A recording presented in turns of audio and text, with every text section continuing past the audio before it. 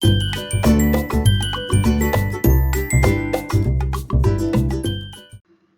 all, Jessie B Scrapbooking back with another process video. This one is for the Mixed Media Mayhem Hop that we do at the end of each month. This inspiration piece is from the Hip Kip Club. I think it's Julie Taylor did it, and she just has all these amazing layers with the pictures stuck in the middle, and then this like something falling out of the layers is what it kind of looks like to me.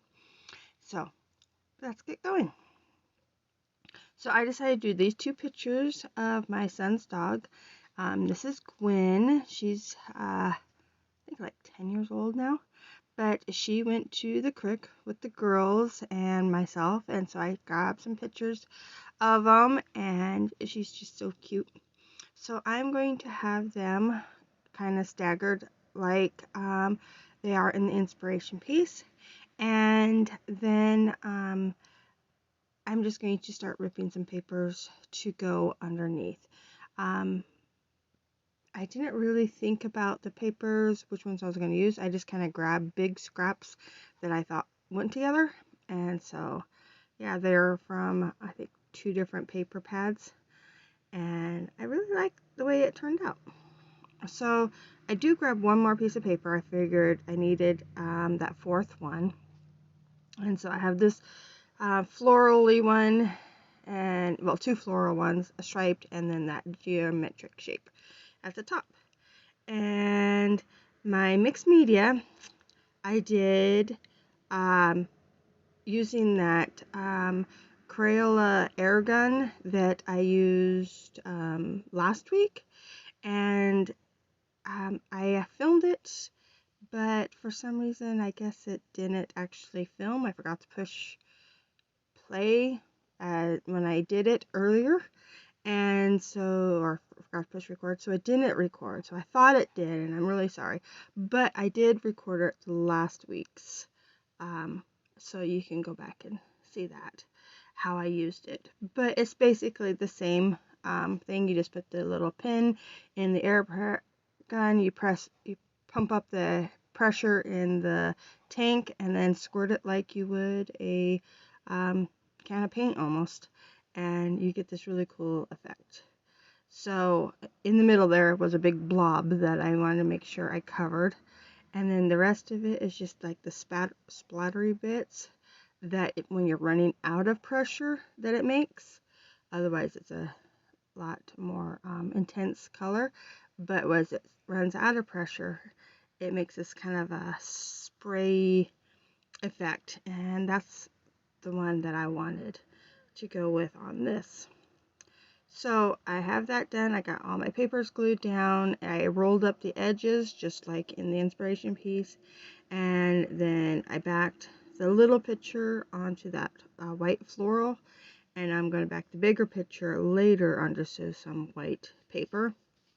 And now I'm going to come in with the sticker book. It's from Hobby Lobby, I believe, but it has some great tags in it, so I want to use the tags. And then I also will use some of the flowers that are in it. But on the one tag, I went ahead and put a hole reinforcer, but I will end up moving that because I decided it's too big and I didn't like the way it looked. But I don't move it until later. But I got the one tag down, and then 2 well, half of the tag I stuck up there for a little journaling spot, and then a little what do you call it? I think I'm losing it. Label stuck beside the picture, and then I'm putting 2 more tags up here at the top, and I'll get those cut down. I do not end up using that. Oh yeah, I do. I thought I didn't use that tag piece, but I did. I just stuck it in behind the picture there. And now I'm going to use this tag down here at the bottom, along with the other one. I do have to cut a bit off because it was glued down really well right there. So I get that down. And you see there, I almost pulled that hole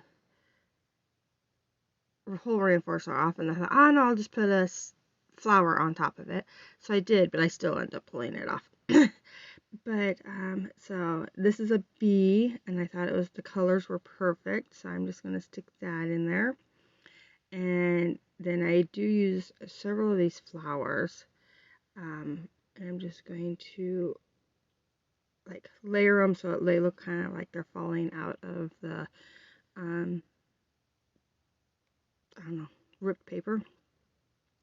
And I go through and I find a whole bunch of smaller clusters of flowers and single flowers. And then this one here was actually just a little leaf that got cut off something. So I just added it to that, and that way I could use up that page. And then I noticed that in the inspiration page there was a piece of like washi or something. Maybe it's just another piece of paper, but I liked that line across. So I added it with this long border sticker, and I think that turned out really cute. And then I do come back in with some more flowers. I decided that I just like the look of the flowers kind of falling down. These pictures where it was spring and we were over by the water and the puppies were just playing, so, and the girls, and so I just like the way that looks. And I do decide that the tags were getting kind of lost, so I am going to go around and put a border on all the tags. But first I am just drawing in some string, like if there was string in the tag holes. That there is no tag holes, but I made little tag holes and I'm going to add some string to them, and I like the way that looks. And yeah, here's where I'm going to put just outline all the tags, so it just helps them pop, and you can tell that they're there a little bit more. I like that. And then I will come in with a couple little, I think, green jewels or rhinestones, and I'm going to scatter them throughout. I think I put like 9 of them, and just randomly falling through that.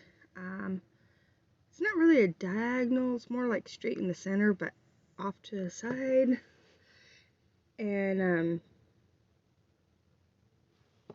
I get it all glued down, and I think that's all I do for this one. I don't add a title or anything, but I really liked how it turned out.